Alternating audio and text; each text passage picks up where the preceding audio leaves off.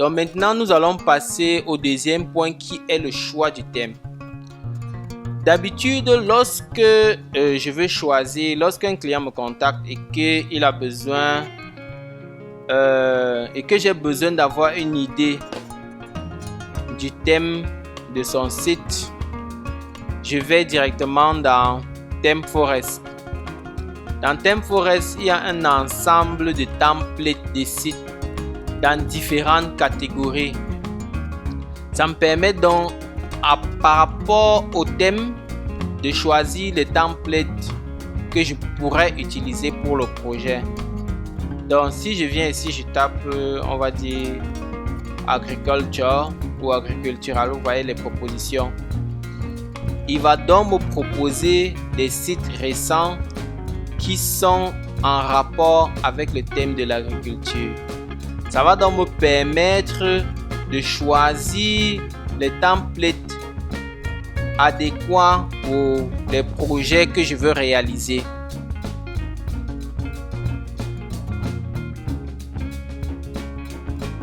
On va ouvrir un ensemble de templates pour voir ceux qu'on peut, les modules qu'on peut garder et ceux qu'on ne peut pas garder. Bon, il faut savoir que ces thèmes sont vendus, mais moi je ne viens pas ici pour acheter les templates. Je viens ici pour voir quels sont les derniers templates qu'on a fait et ceux que je peux utiliser. Quelles sont les parties que je peux utiliser pour le projet dont je dois réaliser. Donc ici on a par exemple AgriOps qui fait tout dans l'agriculture. Donc on voit comment il propose ces templates et nous de notre côté on va essayer de réaliser quelque chose qui ressemble à cela, si ça nous convient bien sûr.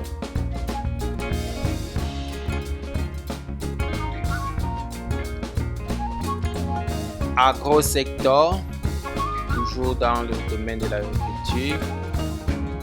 On peut décider par exemple ici de garder cette première partie, cette première section.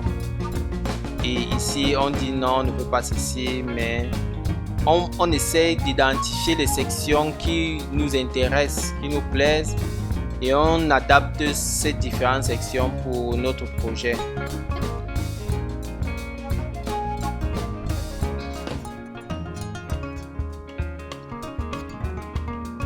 Donc, comme vous pouvez le voir, il y a beaucoup de templates qu'on peut utiliser. Donc, si vous voulez acheter par vous-même, donc il faut savoir que ces templates diffèrent selon les CMS aussi.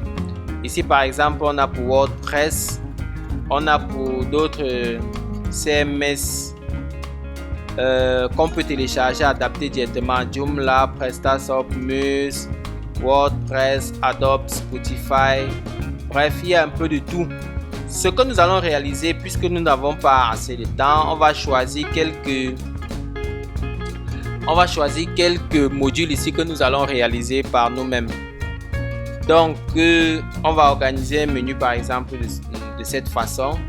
On va mettre le logo plutôt de ce côté et le menu à gauche. Et on va venir sur certaines sections ici, choisir ce qu'on va réaliser. On va pas tout réaliser. Donc, je peux fermer et passer. On peut passer immédiatement au troisième point qui est la présentation de l'outil que nous allons utiliser, du framework CSS qui s'appelle UIKit. UIKit, c'est un framework qui donne déjà un ensemble d'outils préconçus. On va cliquer sur documentation. Donc, par exemple, venons sur la navigation. Si on veut mettre un menu comme celui-ci, qui nous propose déjà quelque chose de préconçu. Donc, voilà le navbar. Donc, ici, on va juste copier ce code et on va coller dans notre CSS. Et en ce qui concerne par exemple les informations comme active, item, item. Ce sont les boucles SPIP qui vont permettre d'afficher ces éléments-là. On essaye de voir par exemple ce qu'il propose au niveau des menus. On peut centrer le menu au milieu, on peut mettre le menu à gauche, on peut mettre le menu à droite, on peut mettre les sous-menus. J'appelle ça les drop-down. On peut mettre les sous-menus en 2 colonnes par exemple. Donc ça dépend vraiment de ce que vous voulez, du travail que vous voulez construire. À part les menus, on peut par exemple aller au niveau des cartes. Tout à l'heure, lorsqu'on voyait un des templates que nous avons ouvert, ils avaient par exemple organisé leur truc en cartes comme ceci. Donc, ce sont des codes que nous on doit copier, coller, puisque c'est déjà organisé comme ça. Là, on n'aura plus le temps de créer un certain nombre de choses. Allons-y avec par exemple médias. Donc, comme vous pouvez vous rendre compte, on a déjà une image, on a un titre et on a du texte. Size modifier, on peut voir large, small. Ce sont par rapport aux espaces qui sont à gauche et à droite et large. Qu'est-ce que je peux vous montrer d'autre? Voilà, on peut aller sur le slide show, slider, le slide navigation. Les sliders, comme vous pouvez le voir, ce sont les pour faire les slides. Donc, ce sont des outils, du moins des codes déjà préconçus qu'on va copier-coller et ça va nous permettre de réaliser directement ces items-ci. Pour un designer, c'est vraiment un gain-temps. Et comme vous pouvez le voir, vous allez le mettre et puis vous allez adapter les couleurs en fonction du template du site que vous êtes en train de construire. Donc je vais laisser comme ça là et puis vous-même vous allez essayer de naviguer pour, on va dire ça comment, voir les éléments que vous allez copier et coller. Donc ce qui va nous intéresser ici là, ce sera section. Par ordre alphabétique, on a S, section, qui va nous permettre de créer chaque section dans notre site. Donc voici une section, on va créer plusieurs sections. L'une des choses qui est aussi intéressante ici, c'est le grid. Grid G, voilà, le grid permet de séparer notre, on va dire notre section en, ici dans cet exemple en 3. Vous voyez que cette section donc ici par exemple on a séparé en 3 et si j'adaptais, voilà, ça c'est j'oubliais, le framework nous permet aussi de faire du code qui va être adapté pour plusieurs périphériques. Donc ce que vous pouvez comprendre, c'est que en utilisant le framework QEkit, lorsqu'on va mettre du code, il va s'adapter et pour le téléphone mobile et pour les PC et pour les tablettes. Ça en fonction d'un certain nombre de critères que nous allons renseigner.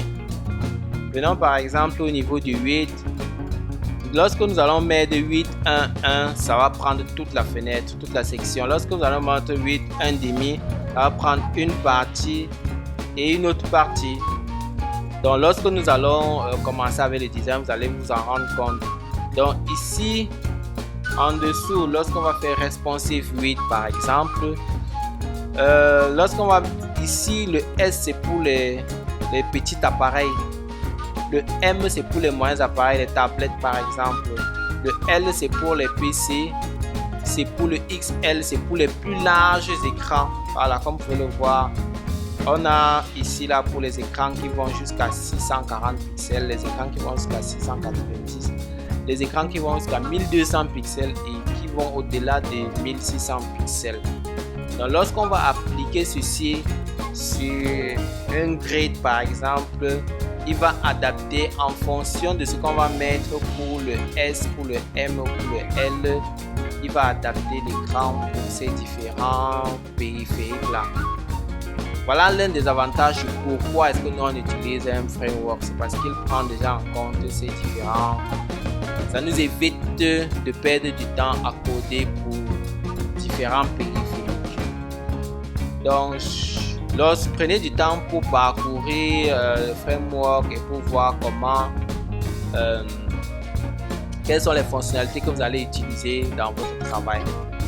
Donc, normalement, je vais passer à la troisième étape qui est la structure de nos pages.